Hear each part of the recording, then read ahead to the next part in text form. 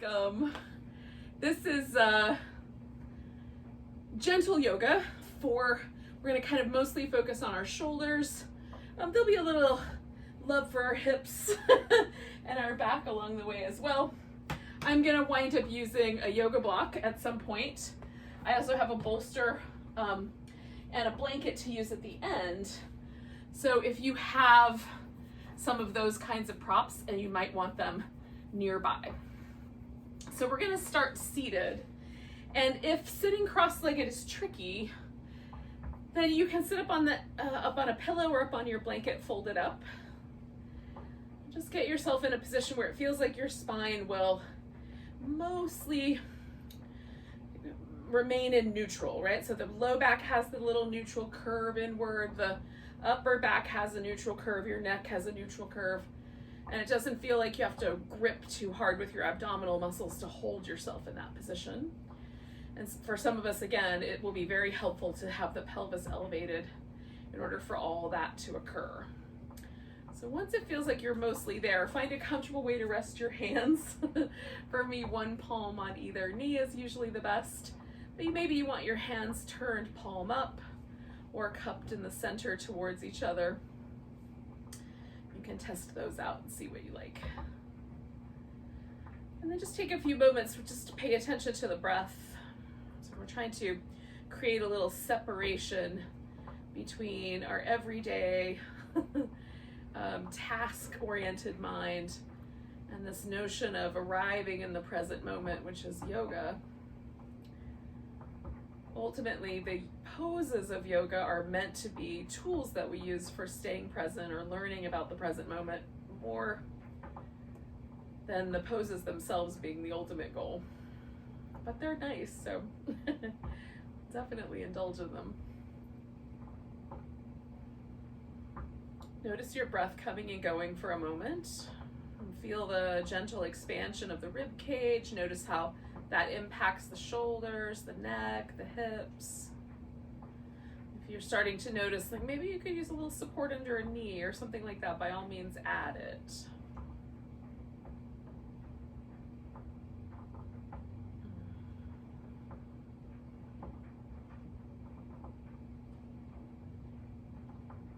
Now we're going to do these little movements with the head, and you'll choose an appropriate sort of version of that. So start by just dropping your chin forward. Notice if that makes you round your back. See if you can keep the back in that neutral position. And then notice what happens if you sort of let your head roll over one shoulder. So if it feels pinchy or there's any sort of tingling or numbness on this curled inside where your head's kind of falling in, you can slightly elevate the head so that there's a little more space there. And so you'll make like a funnel shape in the air as you come around. If it feels okay to sort of let your head fall into the shoulder, however far that goes, then go for that. You don't have to lift the shoulder up to help though. Let the shoulder stay relaxed and make the adjustment to the angles as you need. We're just gonna go back and forth a few times. And as I'm moving along, sometimes I'll slow down or speed things up. Hi, pumpkin.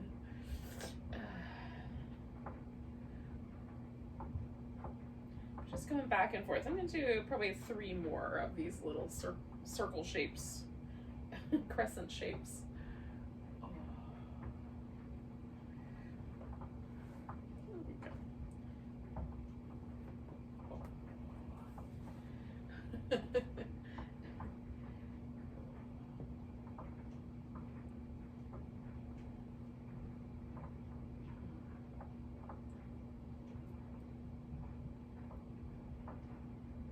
I think this is the 3rd one. It's possible I lost count. So then coming back to the center, I'm noticing that my right side is a little tighter. So I might start on my right side. So we're gonna do a little pose for the hips. And incidentally, the first version of this pose is just to stay in a cross-legged position. So I'm gonna put my right leg in front. You can, if you care to, bring the legs on top of each other. So you can bring the knees on top or the shins on top of each other. And I'm gonna do that with just one modification here, which is to have a block there. And then I'm just gonna fill in this space. Now, the legs adjusted in this way, I'm gonna keep my torso upright, put my right arm, because I'm doing this right side first, my right arm behind my back. Now, some of you will have arms that are long enough that you can reach all the way across behind your back and hold on to the upper part of your left arm. I do not have arms that long, so I am just gonna put my right arm behind, and then I'm gonna let my head fall to the left. So I'm stretching open this territory here on the side of my neck and on my shoulder. And I like to just play with it a little bit. Sometimes I like it better with the chin turned down or the forehead falling forward a little bit.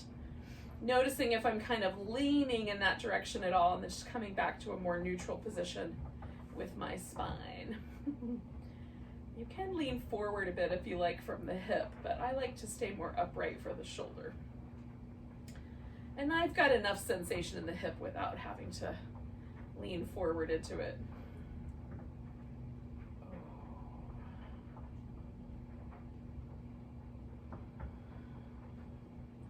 So as that shoulder's kind of releasing, I've moved my hand a little bit farther over to the left.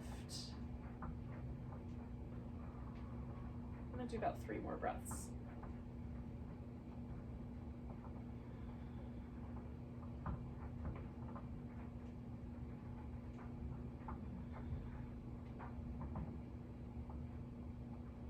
Now I'm gonna start coming out of this by releasing the arm first. And then I'm gonna bring my head back up. And then I'm gonna release the hip. So somewhere there, creating a little bit of movement for everything. And I don't always like to move right away, so if it feels better to just hold still for a second, you can certainly do that instead of moving. Just kind of guide yourself based on what feels appropriate and good to you.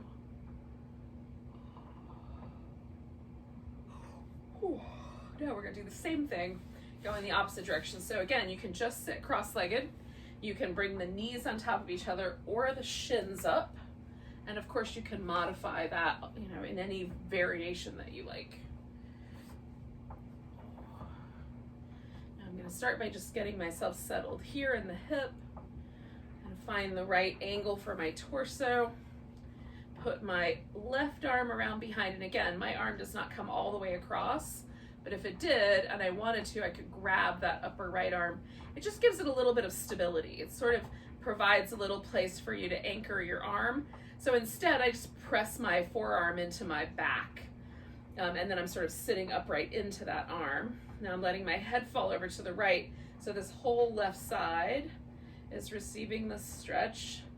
And again, if I find it helpful to, sometimes I like to turn my nose down a little bit or angle the chin up a little bit, so you can kind of experiment tucking the chin in versus lifting it out and just finding the right sort of spot for the stretch for you. And then I just come back to that more upright posture. And we'll hang out for a few breaths.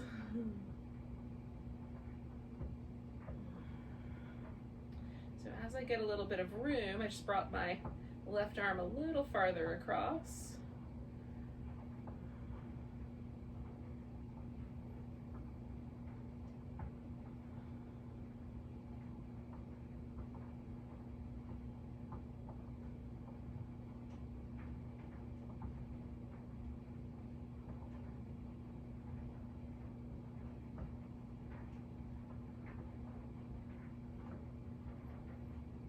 Let's do one more big breath.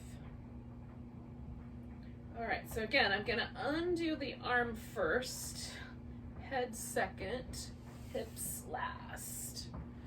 And then pause for a moment, or you can immediately start some movement.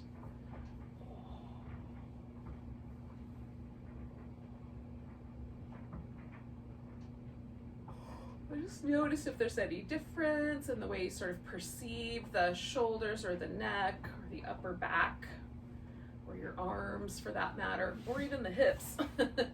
So I'm gonna do some little shoulder circles. So I'm just gonna put my legs in the most comfortable position for me. And then circle the shoulders forward, kind of bringing the shoulders up, pushing them back toward each other. Just get the biggest circle I can with the shoulder blades. Oh, I'm gonna go the opposite direction for a bit.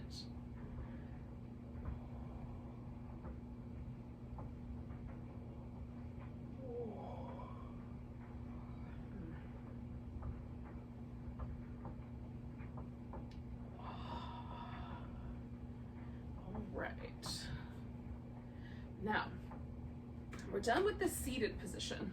So we're gonna come to a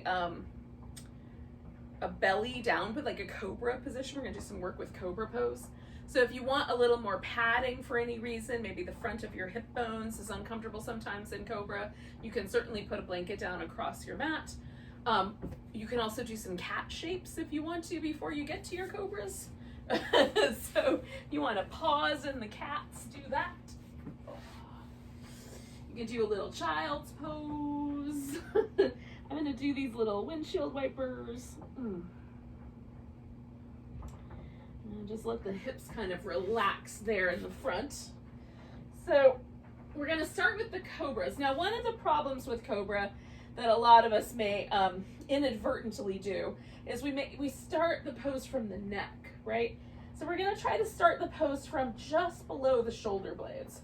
Really using the muscles in our back to lift ourselves and letting the neck kind of go along for the ride. So let's start with some circles. We're gonna put the hands up close to the top of the shoulder on the floor, fingers spread out a little bit like a starfish, and then not too much in the thumbs, that can be a little too intense, but roll your shoulders, kind of like what we were doing sitting up, and then a couple going the other way. And then press the tops of your legs into the floor, and from the glute and the middle back, lift yourself to Cobra. Now press the hands down and broaden your chest. So we're trying to draw the collarbones wide. And then come on down. Slide your hands back a little tiny bit. Circle the shoulders. Both directions.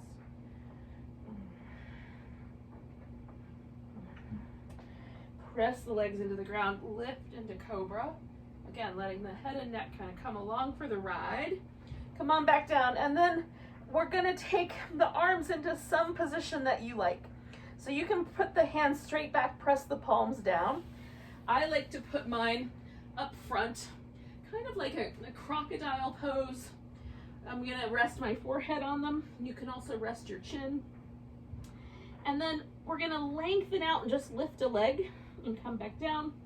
Lengthen out, lift a leg, come back down. Do that 3 times on each side. One more. And then we'll add the arms to this. So we're gonna reach the arms up front and then lift the right leg, left arm, come down, left leg, right arm, and down. Reach out through the arm and the leg, out through the arm and the leg, and one more on each side. And then let yourself relax. You can do some little shoulders or circles or little leg movements. I'm a fan of these little windshield wiper movements. All right, now taking the hands slightly wider, so it's almost like we've got little little legs here, you know, like the palms or the elbows are out wide.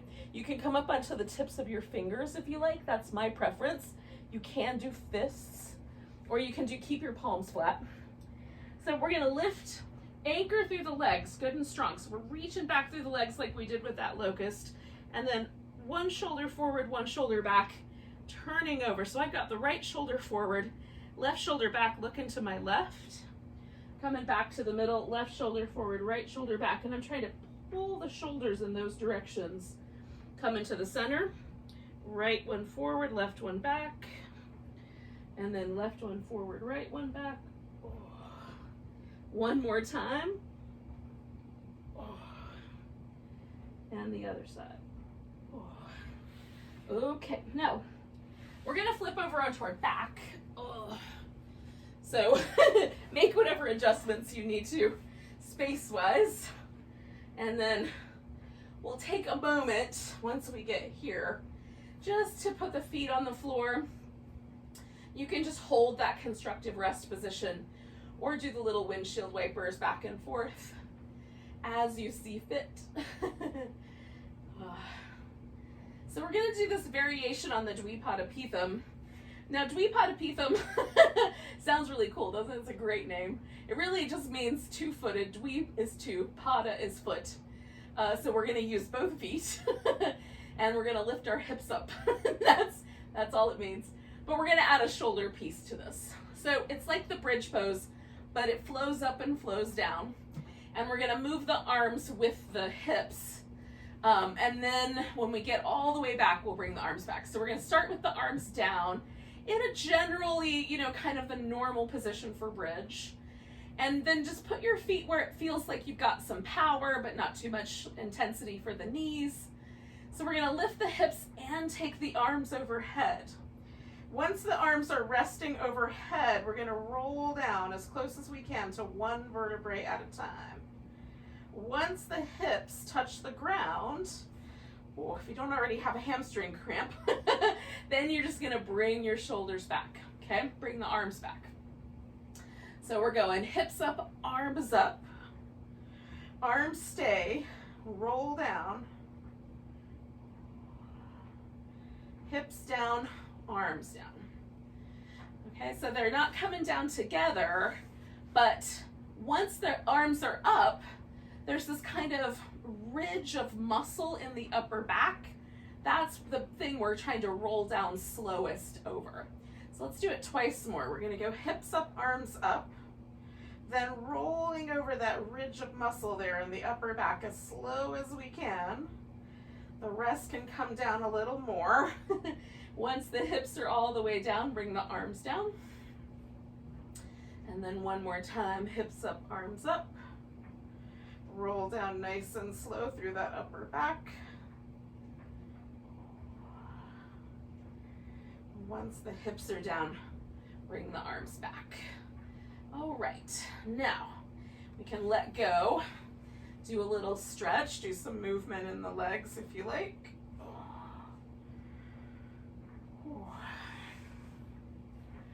All right, so we're going to bring the arms in. You can leave your legs in the constructive rest position or position for bridge, or you can stretch your legs out all the way, whichever you have a preference for.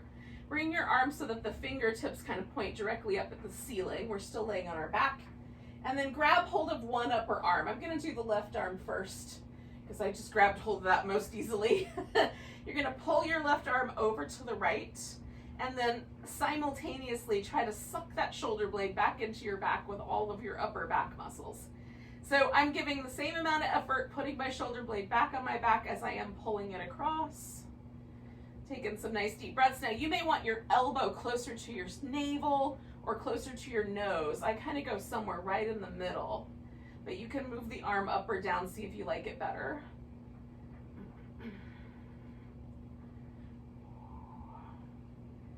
All right, so then I'm going to keep going. I'm going to roll all the way onto that side using a block as a head rest. I just want to make sure I can do a full circle without running into any furniture. Now you can keep your arm in a flat plane where it is held at shoulder height and you aim for a shoulder height circle all the way around. For some of us, that's going to create some problems for the nerves that come from the neck and wind up through the arm here. So if that's the case, if you feel any pinching, numbness, or tingling, orient your arm so that you make a funnel shape in the same way we did for the neck, right? So we're just protecting the nervous system. Reach through your arm, choosing the angles that are just right for you. We're going to just make 3 more circles going around, as far around as you can go. If you want to make more of a half circle, that's fine too. Stretching into the circle. Now, as I come around, I'm going to turn this into a twist. So I'm going to roll my upper back onto the floor. Now I want to check and see what's the angle of the arm that's going to give me the best stretch in this pectoralis muscle in the front of my chest. Is it straight up? Is it out to the side? Should it be lower? Like, what gives me that stretch? For me, sometimes slightly higher than straight out is usually the best spot, but you find it for yourself. You can add support under your legs to keep the twist just right for your hip and your low back. And we want that little bit of stretch that we're feeling through the chest here.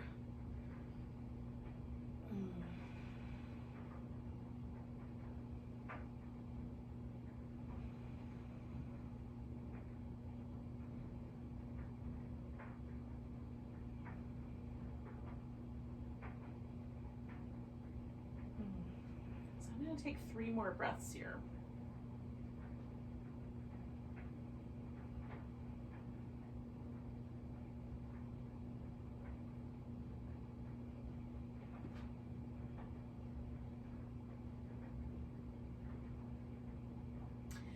With my next inhale, I'm going to bring my legs back to the center.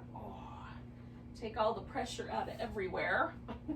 Maybe do some little windshield wipery things, or you can pull your knees into your chest if that feels better. A little release from my left shoulder and arm. All right, so we're going to do that whole thing again on the other side. So I've got my feet resting in this constructive rest position. I'm going to reach the arms up, grab hold of that right upper arm and pull it across. And again, you can kind of experiment with the angle. As I pull that arm across, I'm going to try to pull my shoulder blade back into my back. So you might feel this through the deltoid muscles at the top of the shoulder. You might feel that in the kind of rotator cuff area, underneath the shoulder blade and in your upper back.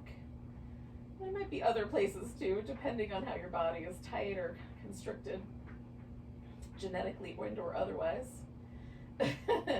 2 more breaths here. Keep working that shoulder into your back as best you can.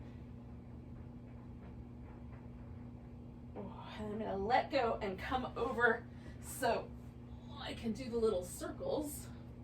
And again, I just want to make sure I've got enough room to circle my arm without running into the furniture. And I also want to test out the angle. So the first round, you might learn that you need to do a different angle with your arm.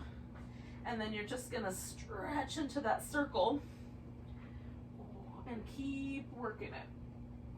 About 3 or 4 more times.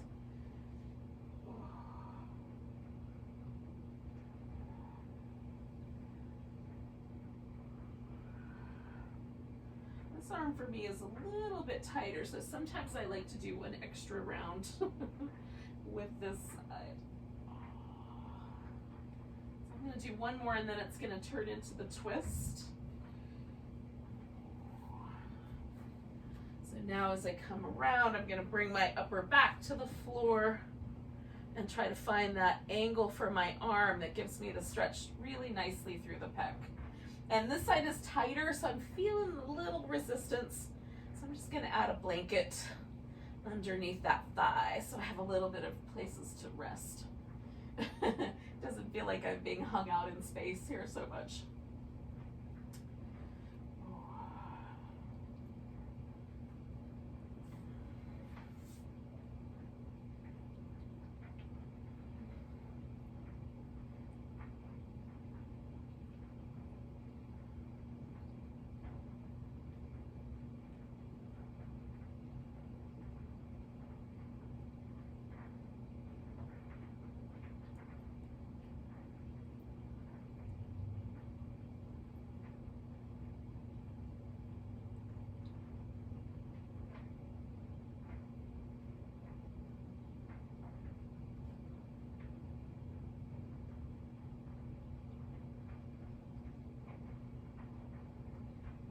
Two more breaths here, yogis.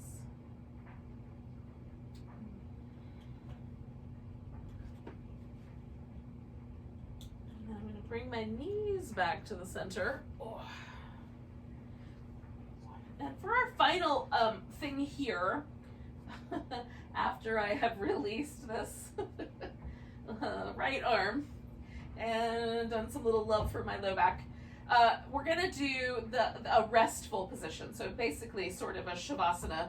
The one thing that I'm gonna do differently is I'm gonna put something down the length of my back. Now in my case, I'm gonna use this pillow here, and you could, instead of a pillow, you could use a blanket that you've rolled up. So if you don't have a long enough pillow, or two pillows together doesn't feel like the right amount of support, you can take your blanket and fold it up, and then that can go down the length of your spine. I'm gonna put that under my legs, so keep that handy.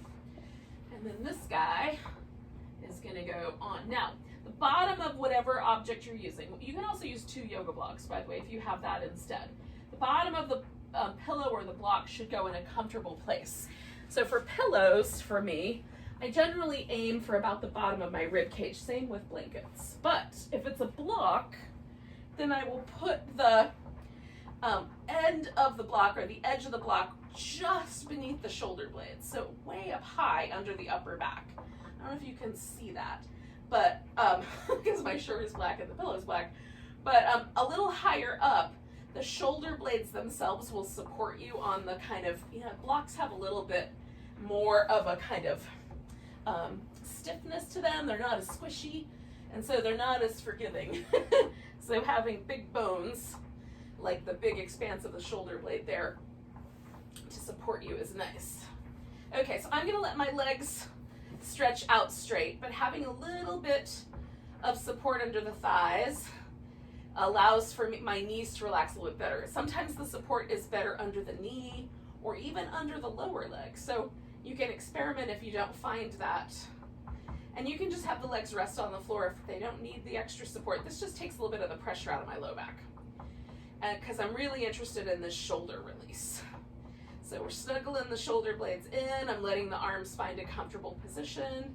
You can do, even overhead if you wanted to. And then we're just gonna pause here for a few minutes and let this release. So it's a Shavasana with an extra, not quite a full corpse pose. And often I like to do this at the beginning, but I thought it would be fun to try it at the end today. See how that went.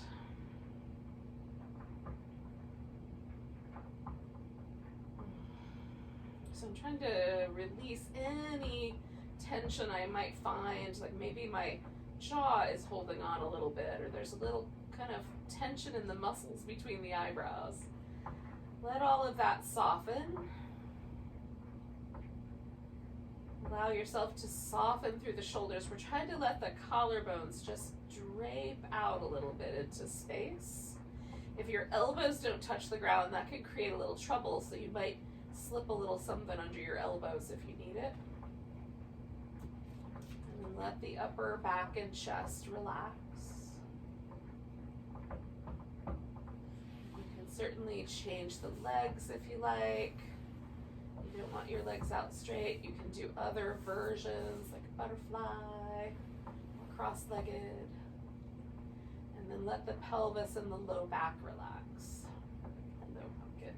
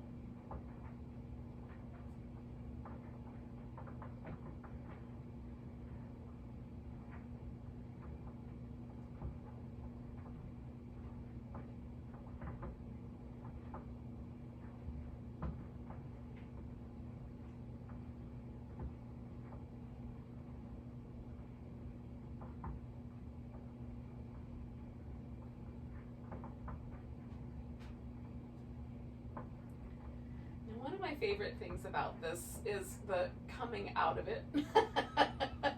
So I'm gonna take the pillow out from underneath me. If you've got a blanket, you can take whatever you've got under up, you know, whatever it is, take that out. And then just let yourself roll back onto your back. Oh. And see if for you there's this kind of really lovely sense of just a release in the shoulder area. For me, it feels really nice. Like my upper back just spreads out like a meadow, a veritable prairie of upper backness. It's delightful.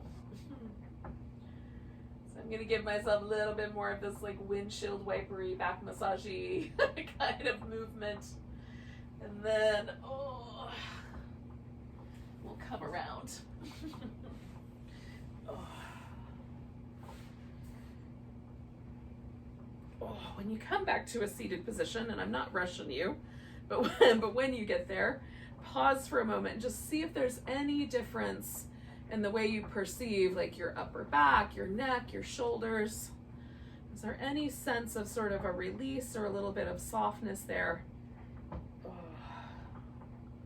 that you might have? Just, you know, check it out. It feels like, to me, like I have more space between the bottom of my ear and my shoulder. Sometimes I feel like I'm trying to wear my shoulders like earrings. So that feels nice. There's just a sense that there's a little more room. But maybe it's different for you. Thank you so much for joining me. Let's take a big breath together. Nice big inhale. Big deep sigh. Namaste, beautiful souls.